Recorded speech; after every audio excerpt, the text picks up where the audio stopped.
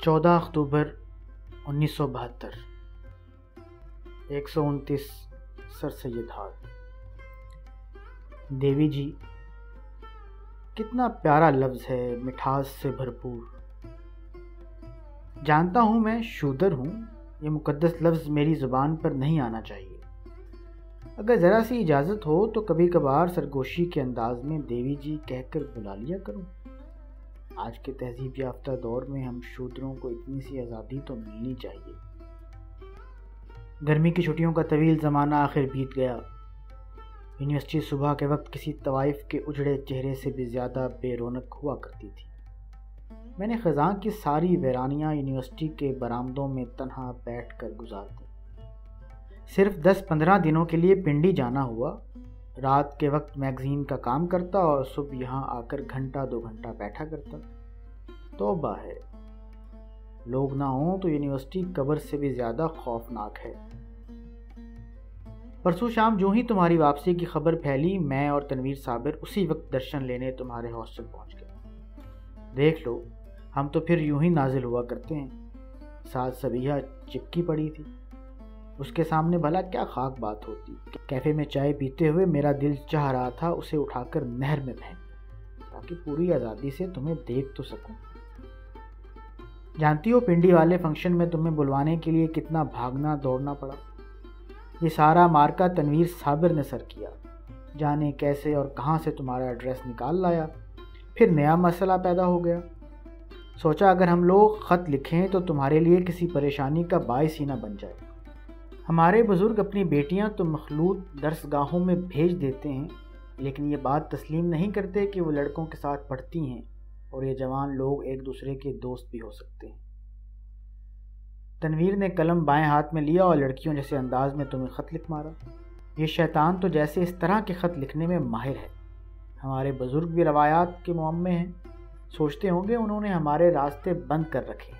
انہیں کیا خبر جوان لوگ بہتے پانی کی طرح اپنا راستہ آپ بنا لیا کرتے ہیں۔ فنکشن والے دن آخری لمحے تک تمہارا انتظار ہوتا رہا۔ ہر آہٹ پر دل کی دھڑکنیں تیز ہوئیں۔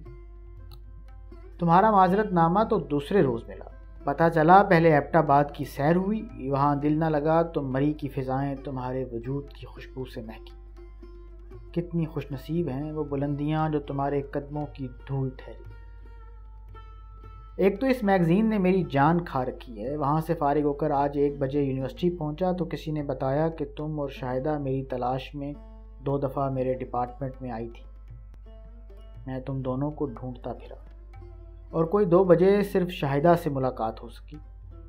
اس نے بتایا تم ذرا پریشان سی تھی، کسی پارٹی میں تم نے اپنے نام کے ساتھ میرا ذکر چلتے سنا۔ تمہاری کوئی سائرہ نامی سہیلی ہے، اس نے تمہیں یہاں تک بتایا ہے کہ وہ میری بھی دوست ہے اور میں نے خود اسے یہ بات بتائی تھی۔ لو یہ بھی خوب رہی۔ ارے بھائی، کسی نے افواہ چھوڑی ہوگی، پریشانی کی کوئی وجہ نہیں۔ سائرہ نام کی صرف ایک عورت سے میری جان پہچان ہے، وہ یہاں سے کوئی 200 میل دور ایک اجاڑ ویرانے میں بستی ہے۔ ہم سبھی گاؤں والے اسے تائی سائرہ کہتے ہیں، حتیٰ کہ اس کی اپنی اولاد بھی اسے تائی کہہ کر بلاتی ہے۔ میرا خیال ہے یہ بوڑھی بنگالن بیوہ تمہاری پارٹی میں نہ آئی ہوگی۔ اگر کوئی جوان سائرہ ہے اور ہم سے دوستی کا دعویٰ بھی رکھتی ہے تو پھر اسے فوراً ہم سے ملوا دو، یہ مفت ہاتھ آئے تو برا کیا ہے۔ دوسری بات یہ ہے کہ افواہ صحرا میں برسی بارش کی طرح فوراً ہی اپنا اثر کھو دیا کرتی ہے، اس لیے گھبرانے کی کوئی ضرورت نہیں۔ جب ہم میں کوئی تعلق نہیں تو پھر پریشانی بے معنی ہے۔ اصل میں ہمارے لوگ بڑے ہمدرد اور غمگسار واقع ہوئے ہیں، ہمیشہ دوسرے کے متعلق سوچتے ہیں اور بڑے ہی خلوص سے برائی دوسرے کے کھاتے میں ڈالتے رہتے ہیں۔ یوں بھی بہت مذہبی لوگ ہیں۔ افواہ تو ایک کشف ہے، لہٰذا اسے مذہبی فریضہ جان کر ادا کرتے ہیں بیچارے۔ اگر تم زیادہ گھبرا گئی ہو تو میں آڈیٹوریم کی بلند چھت پر کھڑا ہو کر اس افواہ کے خلاف 2 گھنٹے تقریر کرنے کو تیار ہوں۔ تیسری تجویز یہ ہے کہ افواہ کسی چیز کے ہونے اور نہ ہونے کے درمیانی عرصے میں اڑا کرتی ہے۔ لوگ بس جاننے کی حد تک دلچسپی لیتے ہیں، اگر ان کے سامنے کچھ کر لیا جائے تو پھر افواہ نہیں اڑاتے۔ کہو کیا خیال ہے؟ ویسے ایک بات ہے، کہیں تو تمہارے نام کے ساتھ اپنا ذکر بھی ہوا۔ جی چاہتا ہے افواہ اڑانے والے کا منہ چوم لو۔ جانے کس نیک گھڑی اس کے ذہن میں یہ خیال پھوٹا۔ واہ، واہ لذت ہی آ گئی۔ چلو چھوڑو یہ سب خرافات ہے، کوئی اور بات سناؤ، کسی اچھی سی بات کے لیے کان ترس گئے ہیں۔ اگر اجازت ہو تو ایک معمولی سی افواہ میں بھی اڑا لوں کہ میں نے تمہاری آنکھوں میں چاہت کے ہلکے ہلکے ڈورے دیکھے، کبھی آہستہ سے سر ہلا کر تصدیق کر دینا، ہے نا؟ اس وقت رات کا 1:30 بجنا چاہتا ہے، ہاسٹل کی فضا اپنی نسل کے بوجھل ذہنوں کی طرح وزنی سی دکھائی دے رہی ہے، کمروں کی روشنیاں بتدریج اندھیروں میں ڈوبتی جا رہی ہیں، سیاہ مستقبل کا خوف دل میں چھپائے حال کی بے کیفی سے اکتا کر اس دنیا کے باسی اچھے اچھے خواب دیکھنے نیند کی آغوش میں جا پہنچے۔ تھوڑی دیر پہلے تک ساتھ والے کمرے میں نوجوانوں کا جمع غفیر موجود تھا، کچھ نادر تصویریں دیکھی جا رہی تھیں، یا لوگ لیبارٹری سے مائکروسکوپ اڑا لائے تھے کہ اس کے ذریعے نشیب و فراز کو اتنا وسیع کر سکیں کہ ان کی تشنا ذات ان ننگی تصویروں میں چھپ جائے۔ مائکروسکوپ جس کے ہاتھ لگ جاتا اس کی سانس پھول جاتی، یوں نظر آتا جیسے وہ پگھل رہا ہو، اتنی دیر میں اس سے کوئی دوسرا چھین لیتا۔ ایسی تصاویر بڑی پاپولر ہیں اور بڑی محنت کے بعد ہی ہاتھ لگتی ہیں، اس لیے نوجوان ان سے پورا فائدہ اٹھاتے ہیں۔ یہ پڑھے لکھے لوگ بھی کتنے بددیانت ہوتے ہیں، جو محسوس کرتے ہیں وہ کہہ نہیں پاتے، جو کہتے ہیں وہ کرتے نہیں، اور جو کرتے ہیں وہ صرف دھوکہ اور فریب ہے۔ ان کے پاس اپنے علم کے بہت سے چہرے ہیں جنہیں وہ موقع محل کی مناسبت سے پہنتے رہتے ہیں، ان میں کفر کی ہمت ہے اور نہ مسلمانی کی، بیچارے فرشتے۔ تم نے دیکھا نہیں ہے لوگ اجداد کی عظمت رفتہ کے گیت گاتے تھکتے نہیں، کتنے زور سے چیخا کرتے ہیں، اخلاق حسنہ کی تبلیغ کرتے ہیں، مگر ان کی اصل صورت کتنی بھیانک ہے۔ عورتوں کی آزادی سے ان کی مراد ہمیشہ دوسروں کی عورتوں کی آزادی ہوا کرتی ہے، کیونکہ یہ اپنی ماں، بہن اور بیوی کو عورت نہیں سمجھتے۔ ان کے سارے بوگس نظریات کے پیچھے ان کی اپنی ذات کی خواہشات چھپی ہوتی ہیں۔ مردہ الفاظ کے قبرستان میں بسنے والے گورکن۔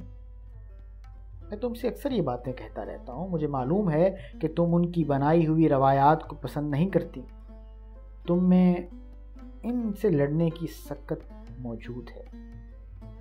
تم زندگی میں جہاں کہیں بھی رہو روایات کے کوہلو کا بیل نہ بننا۔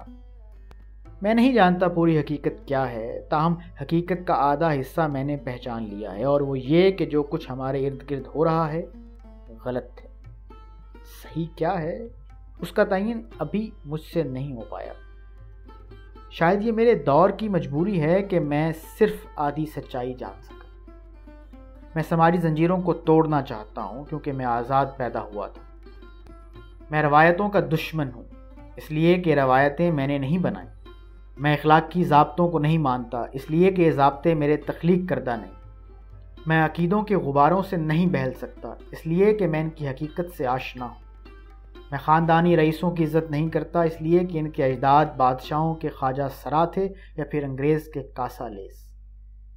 یہ زمینیں انہیں غداری کی عوض ملی، اس دولت پر ان کا کوئی حق نہیں۔ وہ دولت ماں کے پیٹ سے اپنے ساتھ نہ لائے تھے، یہ ہم غریبوں کا خون ہے۔ فطرت نے ہر انسان کو ذہن اور جسم دیا، سورج سب کے لیے روشنی کا پیامبر ہے، ہوا سب کے لیے زندگی کی ضامن ہے۔ جب بارش برستی ہے تو امیر کا محل بھی بھیگ جاتا ہے اور غریب کا جھونپڑا بھی۔ انسان کی پیدائش کا عمل ایک ہے، اس کی موت کا عمل ایک ہے۔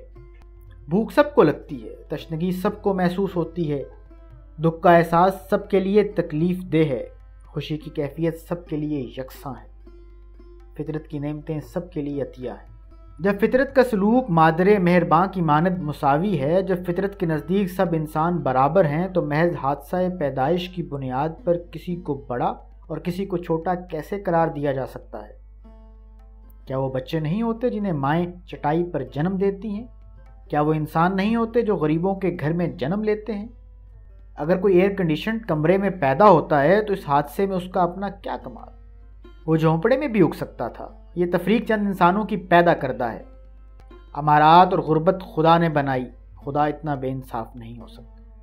یہ تفریق سماج نے پیدا کی ہے، یہ غیر فطری، غیر انسانی اور غیر اخلاقی تفریق ہے۔ اسے ختم کرنا ہوگا، اسے مٹانا ہوگا تاکہ نسل آدم اس کرۂ ارض پر سکون سے سانس لے سکے، فطرت کے رازوں کو سمجھ سکے، کائنات کی قوتوں پر قبضہ پا سکے، یہی مقصد حیات ہے۔ زندگی صرف بچے پیدا کرنے کا نام نہیں، بلکہ ان بچوں کو بہتر انسانی ماحول دینے کا بھی نام ہے۔ تمہاری شادی بھی ہوگی، بچے بھی پیدا ہوں گے، پھر بڑھاپا، اور آخر چل چلاؤ۔ زندگی کتنی مختصر ہے، اس سانس برابر زندگی کو کار، بنگلے اور دولت کے بوجھ تلے دبا کر ختم کر دینا، یہ بھی کوئی بات ہوئی؟ بچے تو بھینسیں بھی پیدا کر لیتی ہیں۔ تم عورت ہو، کسی دن میری بات پر غور کرنا۔ اچھی تمناؤں کے ساتھ، تمہارا دوست۔